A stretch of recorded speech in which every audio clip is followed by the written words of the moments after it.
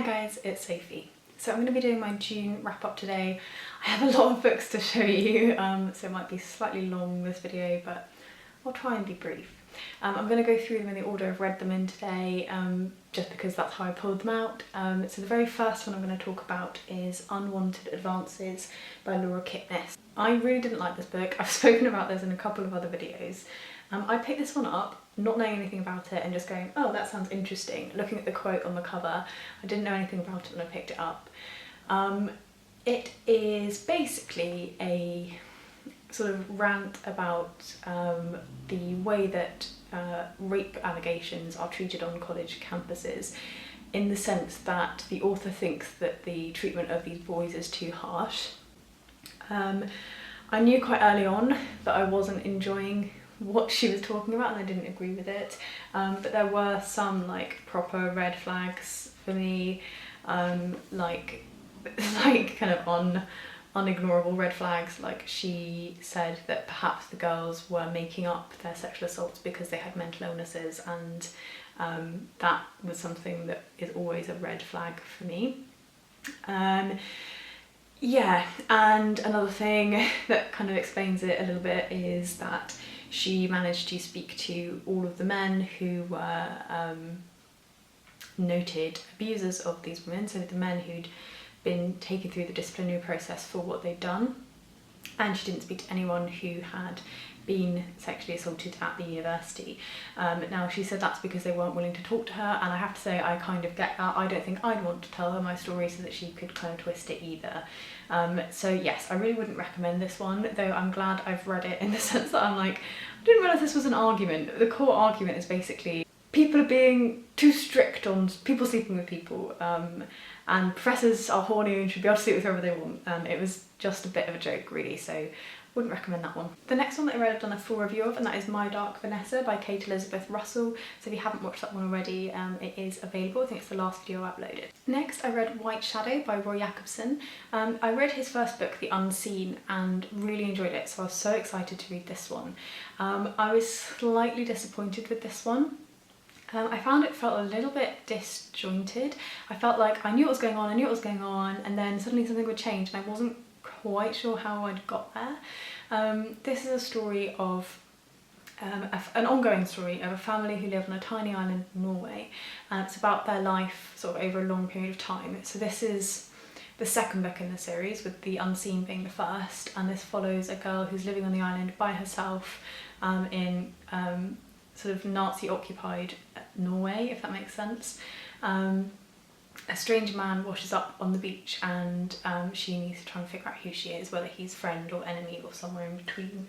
But it just sprawled a little bit too far for me, and I started getting a bit lost. I didn't feel that same connection with the island the way I did in the first one, so I was a little bit disappointed. I think I'll still read the last one because I've been told in the comments that there's a third one, but I just prefer The Unseen a lot when comparing it to White Shadow. The next one that I have I'd been looking forward to for ages, and that's The Collected Schizophrenias by Esme, Wejun, Wang.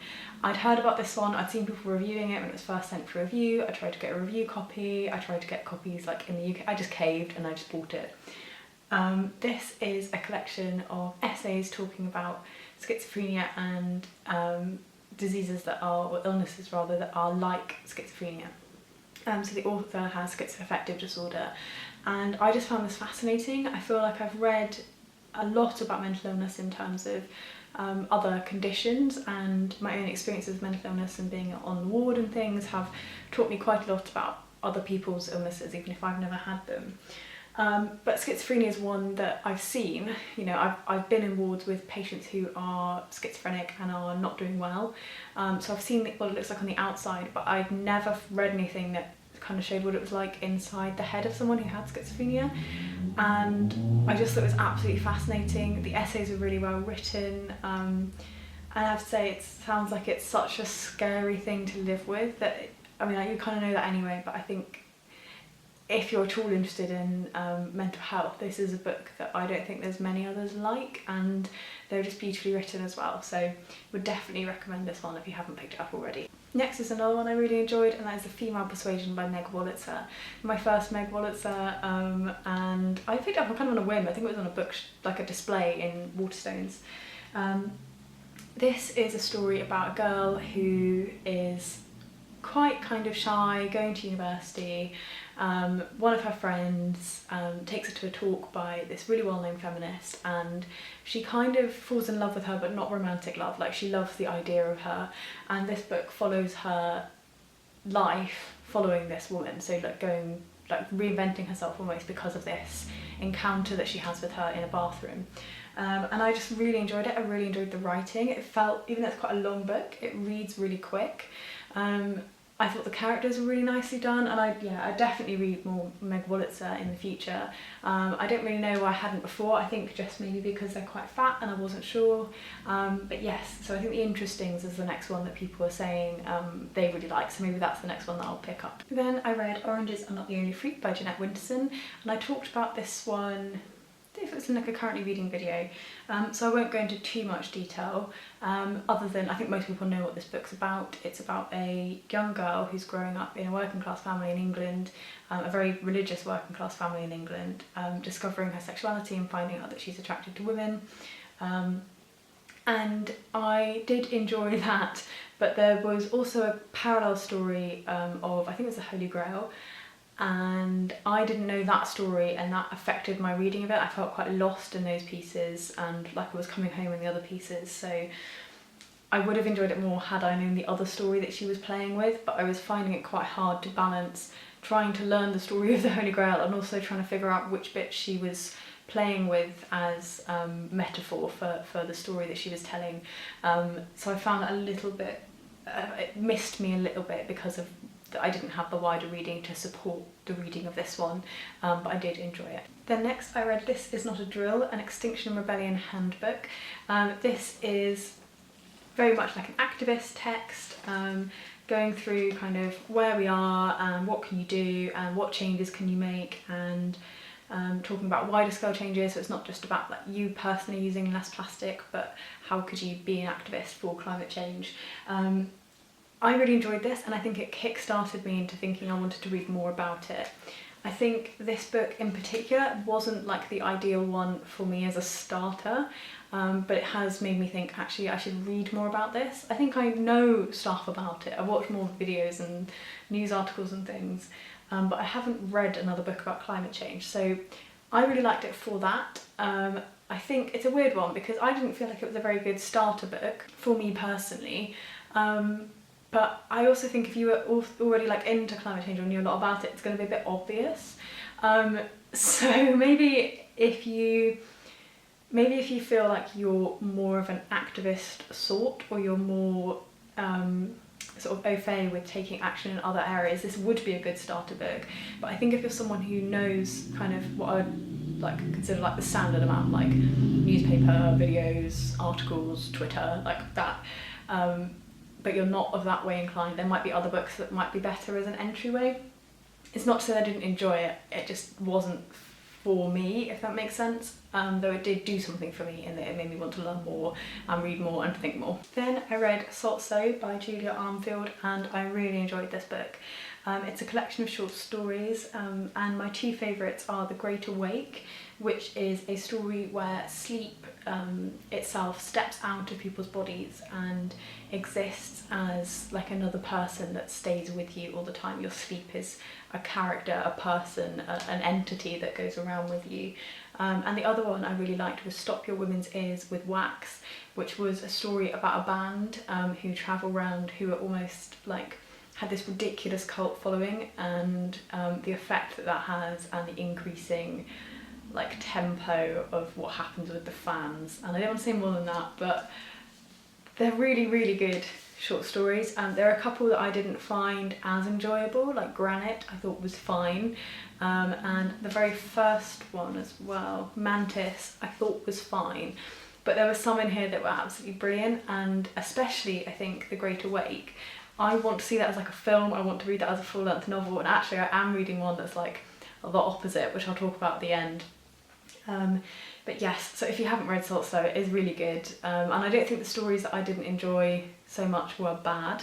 I just think they weren't on the same level as the stories that I did really like. They were really unique and really well done, and you fell completely into the world. You almost like had that feeling you have when you're in a novel and you know it really well. I think she's really good at jumping in that short story form to get you into that world straight away, and I know that's what lots of people struggle with in short stories. It feels too short and sharp. I think Salt Slow does it perfectly, so if that's something you struggle with, you might well enjoy these. Then next I absolutely devoured The New Me by Halle Butler. It's exactly what I thought it was going to be. It's like dirty, boring real life women, and some people will be bored off the tits by this, but I absolutely loved it. This is a story about a woman who works in an office and life generally sucks. It's just so compelling. It feels like it's just like it's someone else that's happening to, and it's definitely like that millennial novel. But the kind of storyline is basically that this girl is working in a temporary job and she wants to make it a permanent job, and her manager, because we hear from her, wants to fire her, and you're reading like from these two perspectives, and it's really small world, boring little women like living lives, if that makes sense. Like, it's not grand ideas, and I really enjoyed it. I absolutely blitzed through it probably in like 2 hours. So if you like stories about real life women that don't have to have like big themes, I think you might really like The New Me. I found it really funny and really sharp. The next book is one that I need to do a full-length review of at some stage soon, and that is Three Women by Lisa Taddeo. I got this one for review. It comes out this month in July, so yes, you'll be able to get hold of it soon. This follows three women who are having some kind of interaction with desire. It's kind of their real life, it's non-fiction, and the narrator's telling the story of their lives over a long period of time, but specifically how it relates to desire. So for an example, there's a woman called Sloane who is like absolutely has it together, beautiful, one of those women that you look at and you just think like, wow, her life must be so easy and lovely. And she's in a relationship, she has a husband, and her husband likes her to sleep with other people and likes to watch that, and people know this, it's like an open secret, and it's talking about the complexity of that relationship. And then there's two other characters. I don't want to spoil them because I kind of feel like it's quite good to go in and just read them and find out, but there's two other characters who are also addressing their own desire and how that impacts on their life over this long period of time, and it read very much like fiction. I think some people struggle with some non-fiction when it feels a little bit more textbooky, and I think this read absolutely like it could have been a novel. So if you are interested in that and hearing a little bit about female desire, I would very much recommend. The next one I picked up, weirdly, is a parenting book, and that is The Book You Wish Your Parents Had Read by Philippa Perry. And this is when I was like, do I need to read this? It's very practical, which is why I was a little bit like, do I need to read this now? I have no children, I have no plans to have children in the near future. But this was really fascinating. So she's talking about the way that we were brought up impacts the way that we parent and the ideas and behaviours that we bring to having children. And I don't think you have to be a parent to get something from this. I found it really interesting to reflect on my own upbringing and my patterns now, and thinking about how that might impact how I parent. But I think if you do have children, this is, even if they're grown up children, this is just going to be like an added bonus to that. There's one bit in here that is such a like obvious thing about the way to deal with like tantrums and how to do that in like a mindful way. And every time I've been out like in town since reading this and a child's been having a tantrum, I can't help but like think about this, and I feel like I've learned quite a lot that I will remember. And I think I just really like the fact it wasn't just like tips and tricks, it was talking about like what's the basis of the way that we interact with children and how does their psychology work, and I find it really interesting. So yes, that one I would recommend whether or not you are a parent. And the next one I read was Call Me By Your Name by Aciman, and yes, I really like this one, though I couldn't give it like a full 5 stars, though I did really enjoy reading it because the beginning felt a little bit slow for me and I didn't know that I was going to get into the style of it.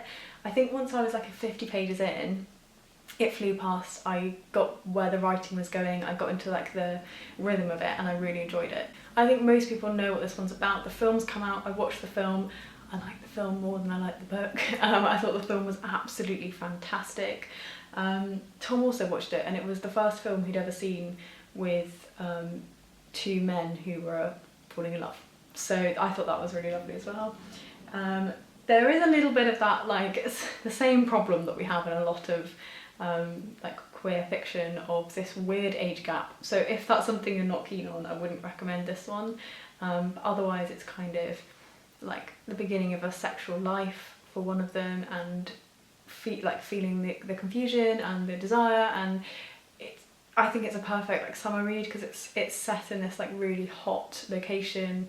It just feels like one of those like a literary summer romance, and I really enjoyed that. And I'm definitely going to read the next one, probably when it comes out in paperback though. And the next one I read, I also got for review. But I'm not going to do a full review on this one because I thought it was good, but not great, not quite good enough to have a whole video on. And that is Our Kind of Cruelty by Araminta Hall. This is a thriller, and I powered through it. I read it in an afternoon, but I think it kind of fundamentally missed the mark for me of what it was trying to do. So basically we read the book through the perspective of a man who has had this relationship with a woman, and they have a game they play which they call Craving, which is basically where they go out to a club and the girl kind of dances by herself or goes up and kind of is slightly flirty to men, and when they come on to her husband, then, oh, her boyfriend, sorry, then comes up to her and breaks up that encounter, and that turns them on, and then they go home. And basically she has broken up with him and gone to live with someone else, and he's convinced it's part of this game. Then the rest of the book commences. So that's kind of where we are. I think the thing that like very much missed the mark is I feel like this book is supposed to be about not believing women's stories, and I felt like the fact this is all told through, I think it's first person through the man's perspective, it didn't give me that at all. I think the risk is with first person stories in which you're not seeing any viewpoints of any other characters, is that even if they're bad characters, you kind of end up rooting for them because they're your character that you're following. And I didn't feel any of the things I think this book was trying to make me feel. I was just aware it was fiction and was like, oh, I wonder how this is going to work out. So it just feels like she had a go at making this story something that had a moral in it, and the way that she told it meant it didn't come through. So just so you're aware of that, I don't think it's a bad story. As I say, I read it quite quick, but it didn't blow me away. But I think the reason why I didn't enjoy it so much is I felt like it just missed its own mark, which feels a little bit heavy-handed, or maybe it was written and then the marketing set the mark up. I've got a couple of queries in here, but as I said, I don't think it was a bad read. I think it's very readable, and if you like thrillers, it's very readable. You can sit down, you can read it, and it wasn't like poorly written. I don't think the story itself had flaws in terms of the way it was told. It was just not brilliant, and that concern meant I wouldn't necessarily review this one by itself. And then the next one I read, I tried to pick up from a bookshop and it wasn't there, so I had to go to the place that we do not talk about, and that is Queer Intentions by Amelia Abraham. And this is really interesting. I've thought about this a lot. I had a conversation with Tom, again, gay bars, in relation to this. So Amelia Abraham is kind of asking what is the state of like queer rights today in the world, and she looks at a number of different things. She looks at gay marriage, she looks at nightclubs, as I've said, she looks at rights of people in other countries, and she's just kind of, she looks at things like, what were they, like drag queens and drag kings, and she's basically like investigating what it feels like now, and is it true that we've got like as far as we think we have, or what's changed. And they were just really thoughtful essays. I think I found them really interesting because I never feel like I've been able to be engaged in like a community to that extent. I live in a place which is very rural and very small, and it's kind of like an hour trip to get to the nearest place where there'd even be like a designated gay bar. So it's not really the kind of thing that I've been exposed to. And actually she talks a little bit about it in here, that lots of people who grow up and realise that they are, like, she's a lesbian, so realise they're a lesbian, might move somewhere where they, like London or like Manchester or Liverpool or a big city or something, where there's other places where people can gather who are also lesbians. And I think that was the reason I found this so fascinating, is because it feels a little bit like a glimpse into a place I never saw that sort of when I was growing up. And there's lots of things in here that I just found really interesting and like diverse, and things I hadn't really thought about before, as well as it being just fun and interesting. And like I feel like I learned a lot about drag queens as well. I think that's really the one I learned most about.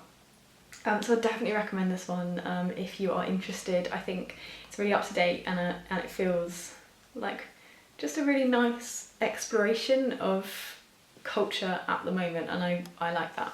Just a few more left now. I'm getting a bit tired. I've been doing this for 25 minutes. So the next one is The Women's Room by Marilyn French, and I left this one for ages and ages and ages, partly because it's fat and partly because the text was really small. But I got this for my birthday and I didn't know anything about it, and then I read it and I really liked it.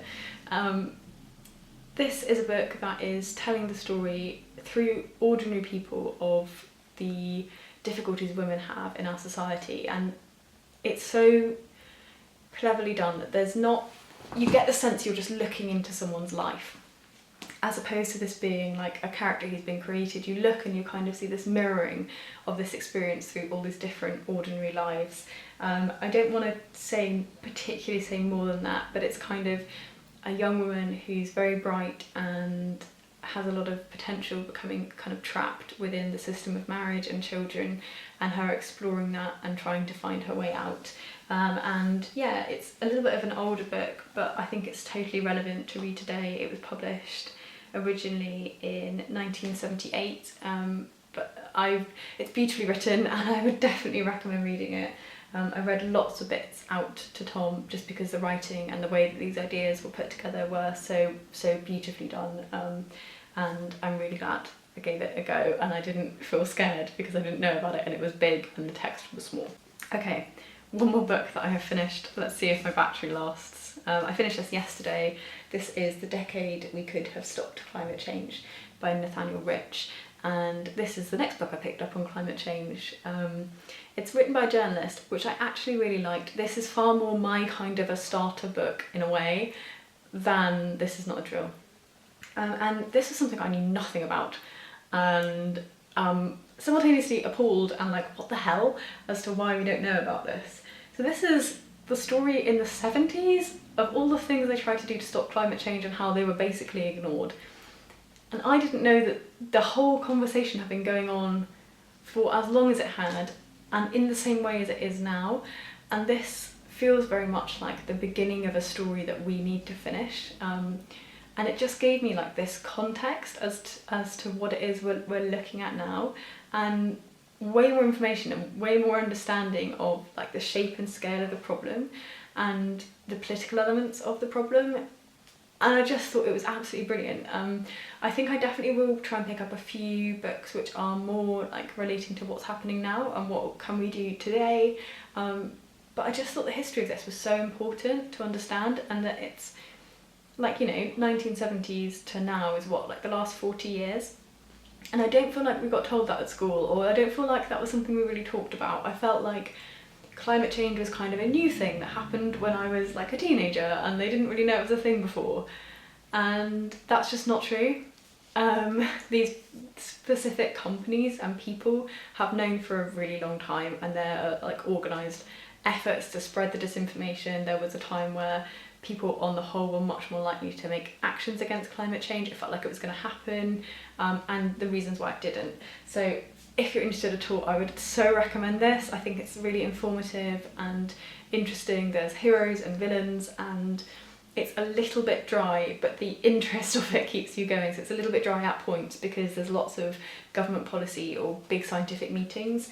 But I just 100% recommend this one. And then one more, I'm not going to wrap up, I'm just going to show, because I'm reading it today. Today is the 30th and I'm going to finish it today because I'm not doing anything else. That is The Dreamers by Karen Thompson Walker, and I am absolutely adoring this one. I will talk about it in my next wrap up. It's beautiful and I want to read her first one, but I just thought I'd show you because I will have finished this one by the end of today.